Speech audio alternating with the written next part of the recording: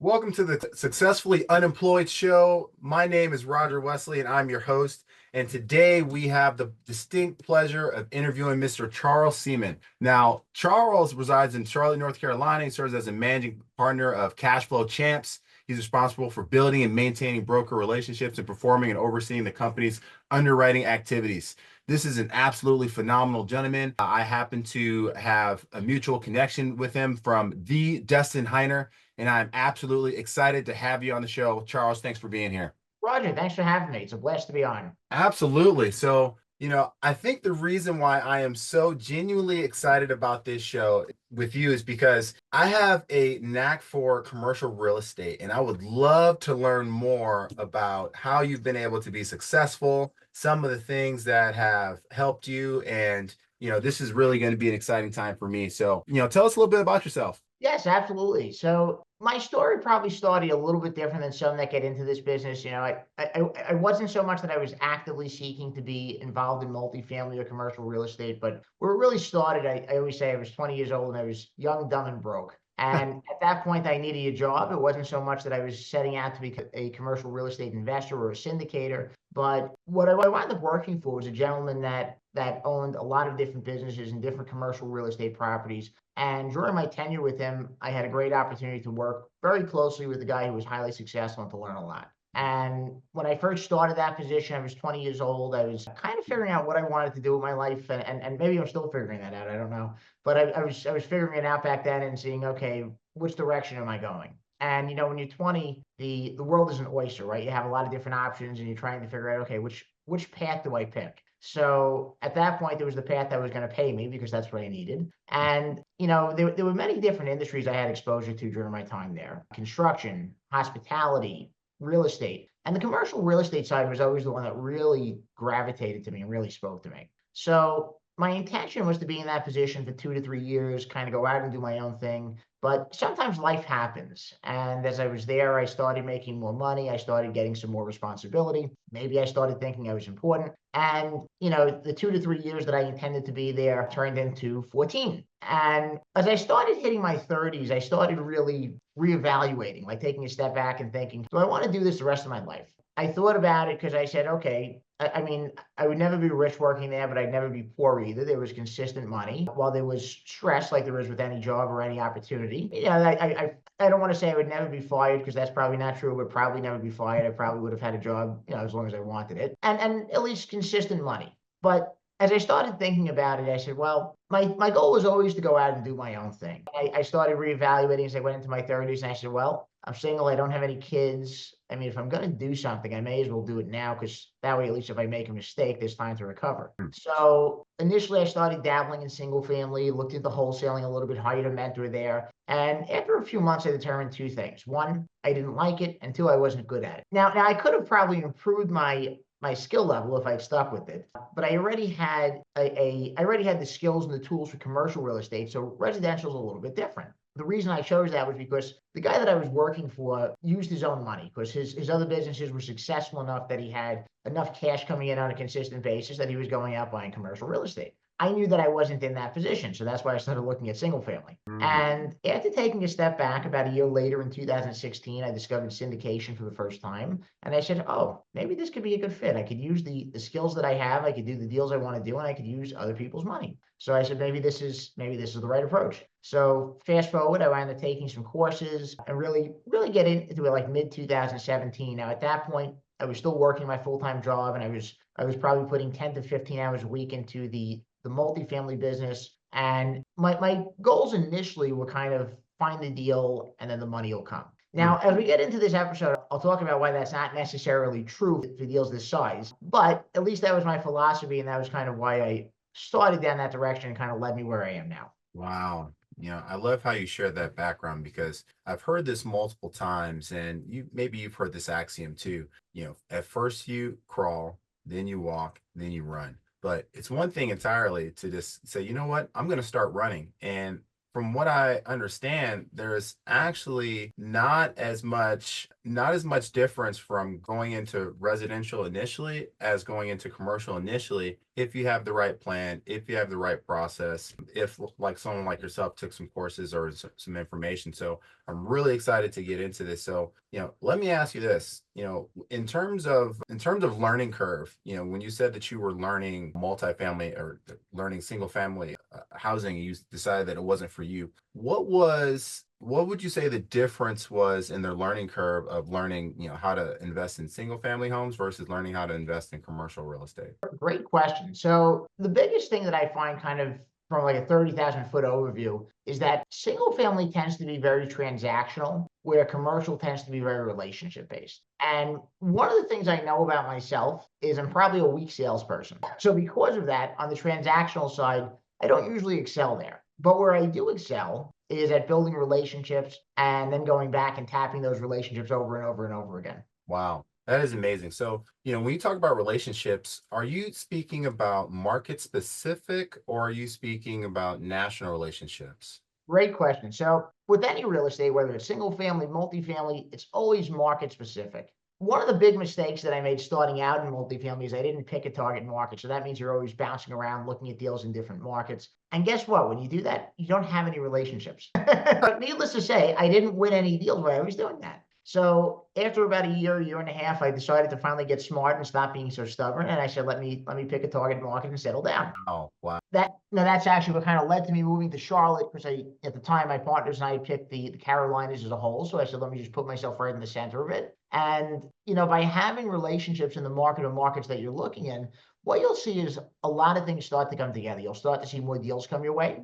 You'll Mm, start to see more investors who want to invest with you. mm, So it works both ways. Even though investors could invest in deals anywhere, a lot of them feel better knowing that they're investing in an area that they're familiar with. mm. Psychologically, it just takes some of the pressure off. Could somebody be in New York and invest in a deal in North Carolina? Yes, but if they've never been to North Carolina and they don't know anything about the market, it's going to be a mental hurdle for them to get there. Mm. Where if they're already living in the market, they can see the growth. It's something that they drive by every day on their way to and from work. They feel better, and they're just more naturally ready to come into an investment in those areas. I really love the way you shared that. And, I want to, kind of shift a little bit and ask you this. So, the listeners of this podcast, they want to be successfully unemployed. They want to get out of their job and they want to be able to have more control over their time. They want to be able to spend time with their families. What does it look like for that person that's, driving to work right now, listening to this podcast saying,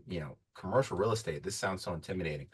What's it look like for that person to get into commercial real estate from the very beginning? Would you say this is something that is doable for the average person working a 9 to 5? Yes, it is. Now, here's what I'm going to tell you. I'm going to tell you it's doable. I'm not going to tell you it's easy. So two different things. So the answer is you can do it. Now, I think it depends on your situation. Everybody's going to be a little bit different. So if you're coming from a situation where you're making some good money in your day job and you're not looking to get out of it immediately, but you're looking to start gradually replacing it by adding passive income, then passively investing in it through syndications or crowdfunding platforms can be a great resource. There's even a couple of private investing clubs out there. Sometimes the benefit of those is that you're investing with other people versus just by yourself. So it kind of reduces the amount of risk you have. So those are all good ways to get in there passively. So the downside with passive investing, solely passive investing in commercial, is that it's going to be a slow, gradual process. So unless you have millions of dollars of cash, which I'm going to go on a limb and say most of the people listening to the show probably don't,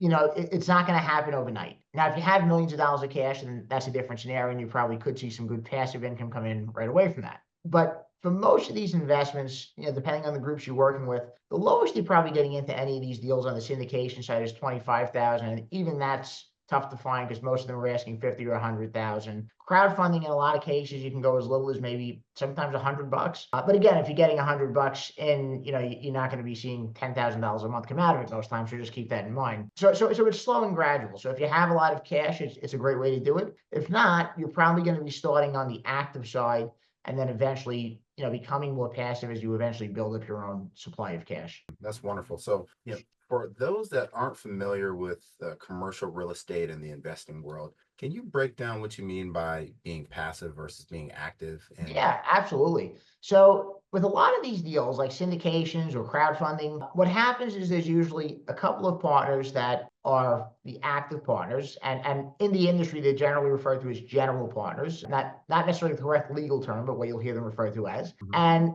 what they do is they're the ones who are basically tasked with finding the investment, structuring the investment, and running the operations of the investment. So all active decision-making runs through them. They're going to choose when the investments are bought, when the investments are sold. As a passive investor, you're simply putting money in. For lack of a better term, you're kind of at the mercy of the operator or the active partners, because you're not going to be able to get that money back until they decide to sell or refinance the investment. You're tying your money up for an extended period, but you're doing it with the hope that there's going to be a return on that money. And that return is going to include typically a cash flow component, depending on the deal. It can be paid out monthly, it can be paid out quarterly, and then usually some type of additional return that's due when the sale or refinance occurs. Okay. Wow, that's amazing. So let's say this, right? I'm brand new to this. What's some of the first steps that I should take to get into commercial real estate, right? I'm listening to this for the first time.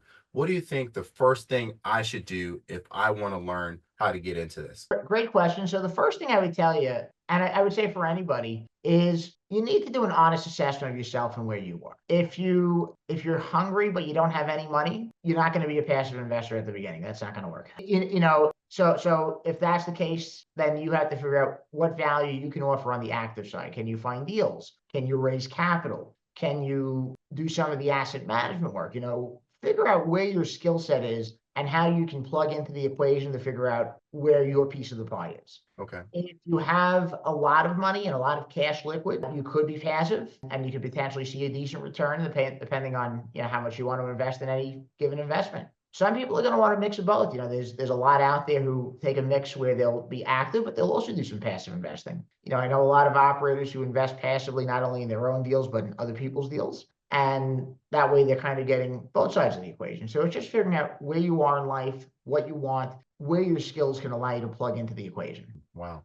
So, from in how long did it take you from the very beginning of you starting this journey to develop confidence in commercial real estate? Would you say it was a process of going through a number of deals, or was it amount of time, or what led to you building confidence and being able to go into this? Great question. So I think what I would answer it with is confidence is kind of an ongoing thing. So there are certain things that I feel very confident in that I could do with my eyes closed. And maybe that wouldn't have been the case 5 or 6 or 7 years ago, but it is now. And there's other things that I'm still shaky on, that I'm still working on improving, because it's like, okay, I need to do better in this. So when I first started, the way I describe this business, and probably residential as well, but definitely on the multifamily and commercial side, it's just like a video game. And I say that in the sense that, think of it this way. When you beat a boss and you advance to the next level, you're leveling up. Same thing here. So every deal that I've closed, I look at as something that's helping me get to the next level. So the first deal I closed was about 2 years after I was in this business, shortly after I went full time. And what happened is, that legitimized me. So it legitimized me within the brokerage community with at least some sellers, because while I didn't have an extensive track record, what I had was a deal closed. Why does that matter?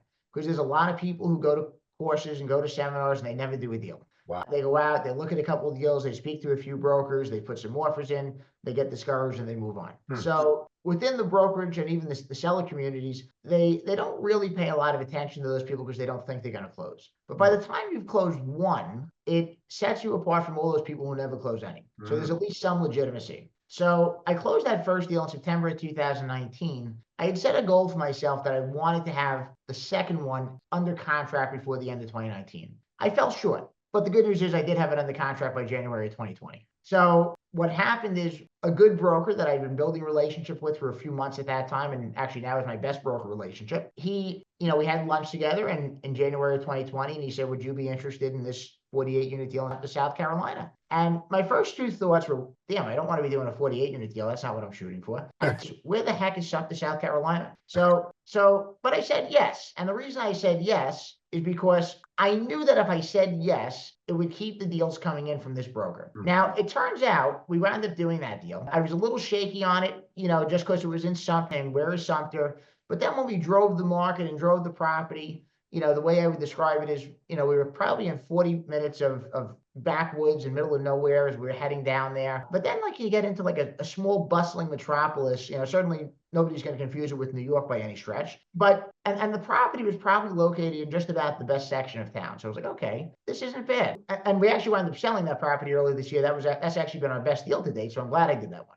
But that being said, the reason I did it, so when I first started out, we were targeting properties 100 units and up. But we found a lot of trouble winning those deals because we didn't have the track records. We were going against stronger groups. So as I started looking at this deal, I thought maybe we need to be looking at 50 units and up. And like the first 4 or 5 deals, most of the ones we did were in that 50 to 100 unit range because there's less competition in that space. Okay. So, and the reason that deal was important, even though it wasn't exactly what I wanted, it was important because I knew that once I closed the deal with this broker, it would probably lead to more. I was right. But the 11 deals that I've done the last couple of years, he's been, directly responsible for 4 of them. So, and kind of as he's grown, I've grown. So he was earlier in his career at that point, and as he grew and kind of moved up the ladder within the brokerage community, he got access to bigger deals and better deals, and kind of kept me in mind. So that helped me as well. So relationships go a long way in this business. Wow. Wow.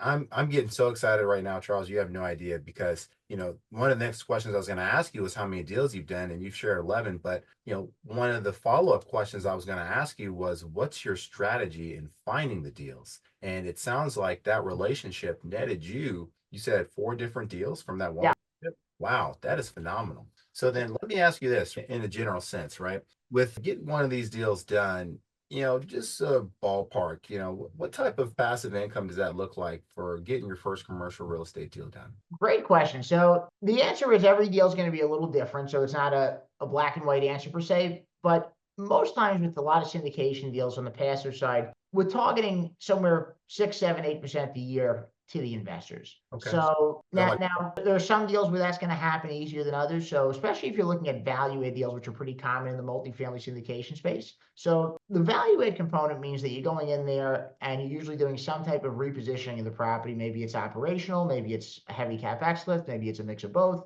And because of that, there's probably going to be reduced cash flow while you're doing that, but then the cash flow theoretically should be stronger once that's executed. So sometimes that means you might see no or little cash flow for a year or two, with it getting stronger after that value add portion is completed, and then usually with some type of catch up either in the future or on the back end. And then there's also times when deals don't go as expected. So keep in mind these are investments, and sometimes things don't always work as expected. So sometimes they go really well and sometimes they go not as well. So like that 48 unit one, that one we were probably paying out 10, 11, 12% some years, which is probably the best that we've done. That we don't find that as typical. That just happened to be a pretty good one. But anywhere from like 6 to maybe 12% on the high side is probably what I would say is a realistic expectation for cash flow. So if somebody's investing 100,000, that means they might see between 6 and 12,000 a year in passive income from it. Wow. Wow. That's pretty good returns. I mean, yeah, if I'm not mistaken, I remember a term called pref return. Yep. Is that right? And if I'm Yep. not mistaken, from what I remember seeing, pref returns are anywhere between 7 and 8%. Yeah, so right. That's definitely a good way to start. I would say probably between 6 and 8. And what I would say is that, 10 years ago, they would have consistently been 8 across the board. As the market cycle got heated a bit more and it got more saturated, it consistently dropped to 7 and in some cases 6. I'm seeing 7 generally with most deals right now, but now keep in mind, just because somebody has a pref doesn't mean that pref's always being kicked. So the pref means that it's paid out first to the investors if the money's there, but if the money's not there, then it can't be paid out. Wow. Wow. This is amazing. So I'm trying not to get too deep into details here, Charles, because like I said, I feel like I can relate to you because, I spent a lot of time in the single family space, looking at evaluating deals, teed up. And I actually ended up buying my first property here in 2024. And I'm looking at a strategy, putting a renter in this house here in about, 6, 7 months or so. And we're in the process of starting to look at, our next property. But in terms of, real estate investing as a whole, I'm much more fascinated with commercial real estate.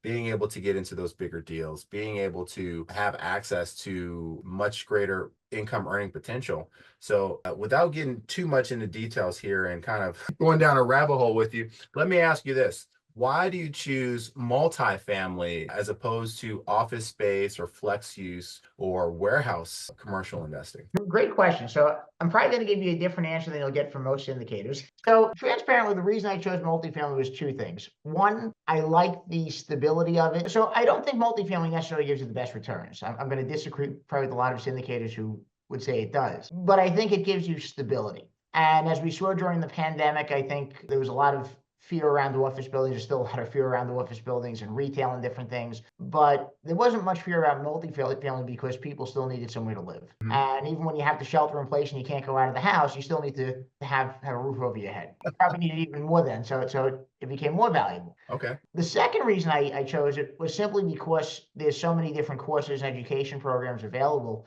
that I figured it was an easier path. Now, let me give you the pros and the cons of that. So the pros are, the good news is you can feel more confident because of the various education out there. The downside is it also creates that much more competition. So I actually like other commercial real estate asset classes. And with the prior position I was in with the gentleman I worked for in New York, he bought different asset classes. He did buy some multifamily, but he also bought office, retail, industrial. So those are all things I'm familiar with. And they're all things that I'd like to be involved with in the future because I think they offer different benefits. While they may not necessarily have the stability of multifamily, they generally have more favorable cap rates they can be bought at and better cash flow. So there is something to be said with that. It's a little bit of a different model. You may be holding those properties a little bit longer and kind of maximizing some of that cash flow, but it's in certain ways that can be very attractive. Absolutely. And, I really like what you shared there about, wanting to get into other asset classes. And, I think that's one thing that I noticed with multifamily. I noticed that there was a lot of educational products out there. And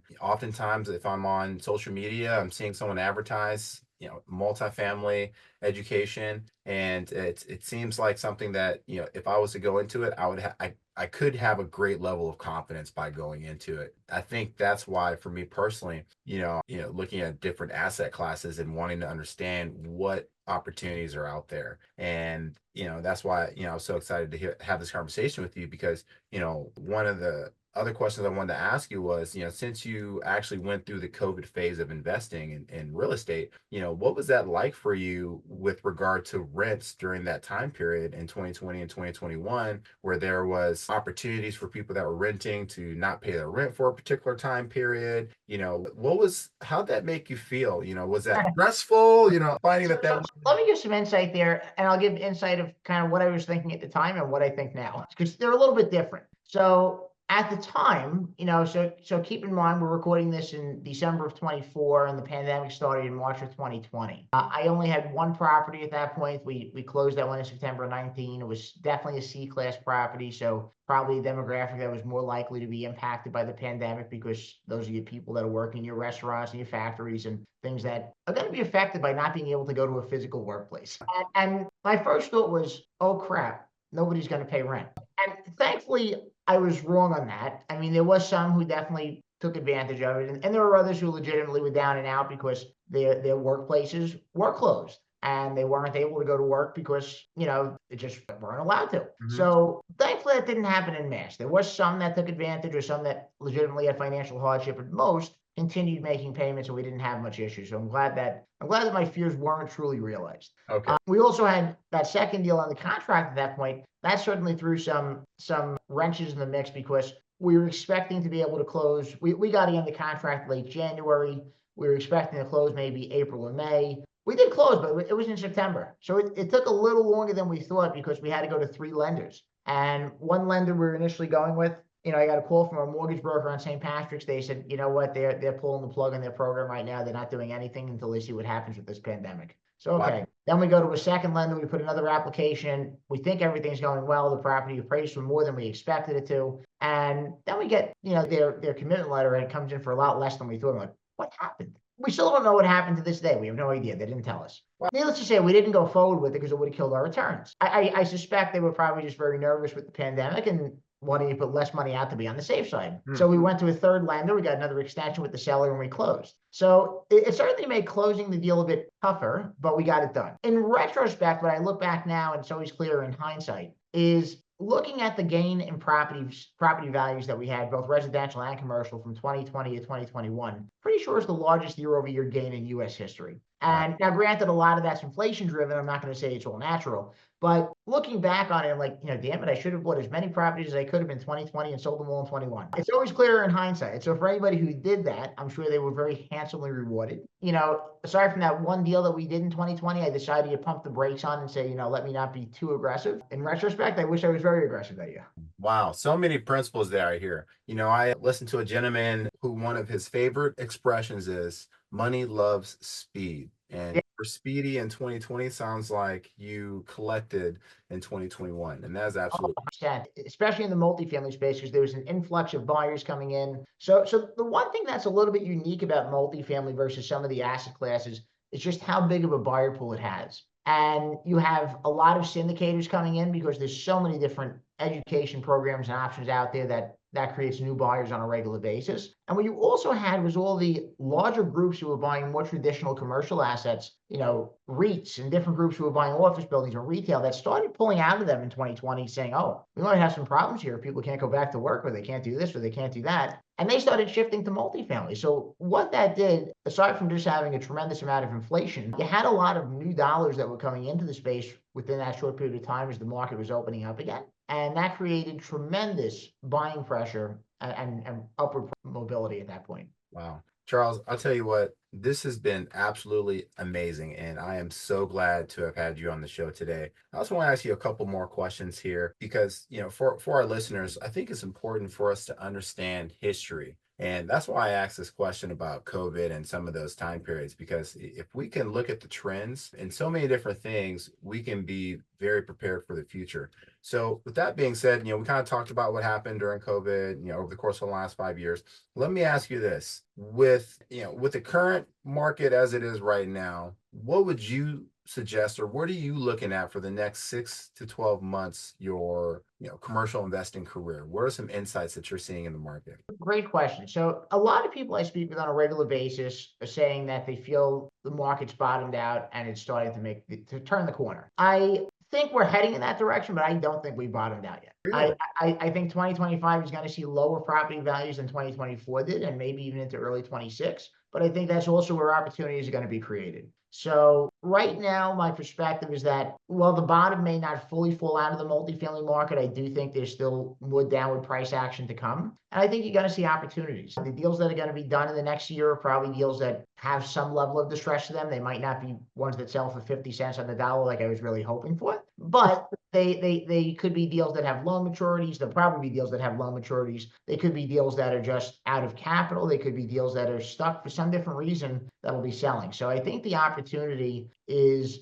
being patient, but also being ready. You need to be ready to strike when these deals present themselves, because you're probably going to have a fairly short window of opportunity to do so. I think you'll probably even see some generational buying opportunities, the same way people saw in 2009, 10, 11, 12 in the next year or two. I'm of the mindset that the best deals are probably going to come from lenders and not brokers or sellers in the next year or two. Really? Wow. So, with what you just shared there, when you're saying that the best deals are going to come from lenders, where would these deals be? Where are you finding these deals? Great question. So the answer is either from the lenders directly or potentially through brokers they have relationships with. And every lender is going to be a little bit different. And sometimes that may depend on how big they are, whether or not they're publicly traded or private. If they're publicly traded, they're probably unlikely to make too many deals directly with buyers, because they'll probably have to have a formal bidding process. So in that case, they're going to go through a broker. So finding out what brokers they're working with and building relationships with them so you can get to the front of those lines will be very helpful. If they're smaller lenders or privately held lenders, then they're probably more likely to make deals directly with buyers. And it may be for a property that they foreclosed on. It may be for a property that they're in the process or planning to foreclose on. Sometimes it might just be as simple as them connecting their existing borrower with you before they foreclose. So having those connections, and usually you want to be speaking with whatever person's in charge of REOs or bank-owned assets. They're going to be the ones in the know, and build relationships with them. So that way you can have them give you good information. It could be the asset managers or the portfolio managers. It could be, chief loan officers, CFOs. So find out in the individual lender who's responsible for any, what they would call non-performing assets, and be able to be on the short list of people they're going to reach out to once those things hit. Okay.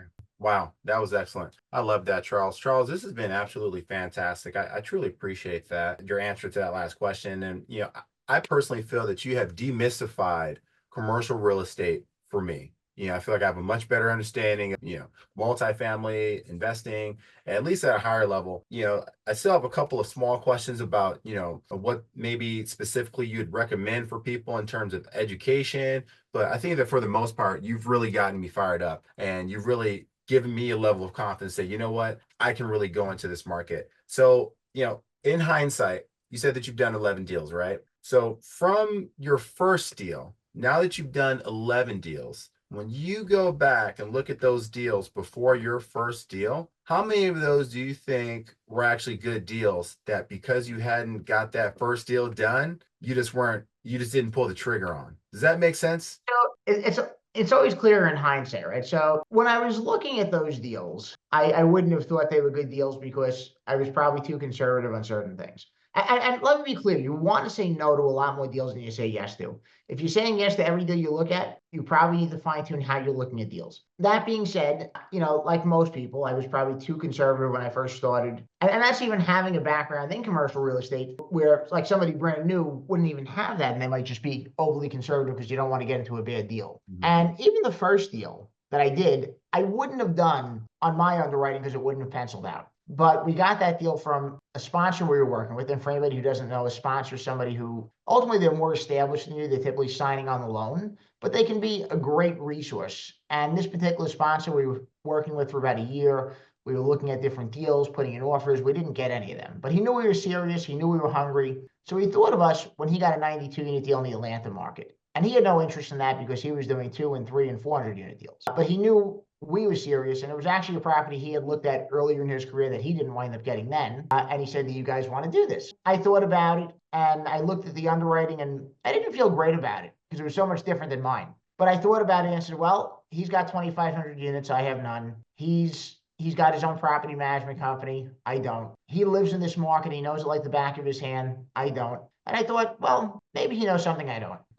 So myself and my partners at the time, we decided to move forward and to pull the trigger on it. And I'm glad I did because we wouldn't have done that otherwise. And it also kind of lets you learn how you need to be fine tuning how you look at deals sometimes. So in retrospect, there were definitely deals that I could have done that would have probably made some sense. Ironically, one deal that we bought in 2022, I realized I looked at that deal in late 2018 and probably came in lower than the guy we actually bought it from. And I said, it's amazing how you look at something at one time and it doesn't make sense. And then you look at it later and it does. And I'm like, boy, I should have bought it at the price he bought it. And it would have been even better. Wow, wow, wow. Thanks for sharing that feedback there because, I think what's so true for a lot of us, on the journey of becoming successfully unemployed is analysis paralysis. And, it's not that we don't have good deals or good opportunities in front of us. Sometimes we just analyze and analyze and analyze, and it actually causes us to lose deals or lose opportunities. And, I love what you shared there because you leaned on OPM,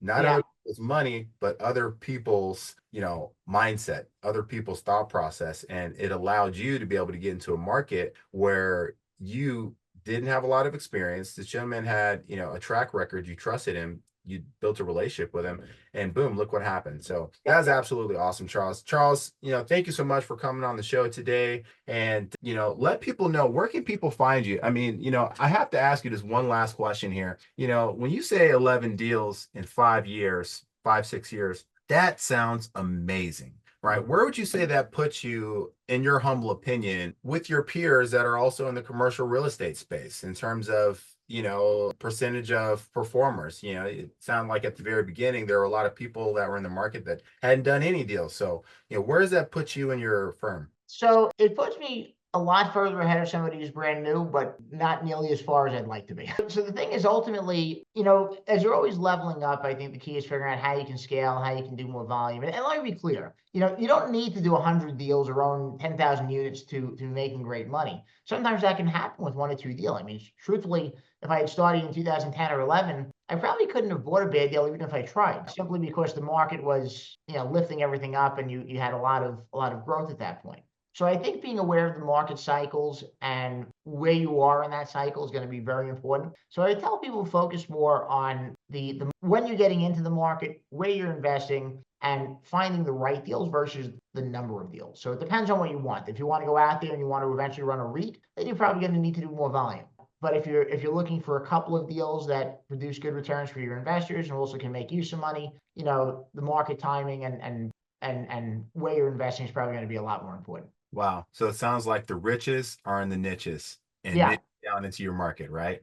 100%. Yep. Wow. Wow. Charles, that was awesome. Thanks so much for coming on the Successfully Unemployed Show. Let everyone know, where can they find you if they want to learn more about commercial investing, if they want to get in contact with you, or if they just want to hop on a call with you. How can people get in contact with you? Absolutely. Let me give two ways. The first is by email, and that's C Seaman, my first initial Charles, like C, Seaman, Seaman, at masterpassiveincome.com. And the second I'll give is my cell phone, 347-306-3278, and it'll be best to text me on that. Awesome. Wow, Charles. Thanks so much for sharing that. Very glad to have you on the show. And we look forward to catching up here again in the future. Likewise. Thanks so much for having me. Absolutely. Have a great day. Thank you.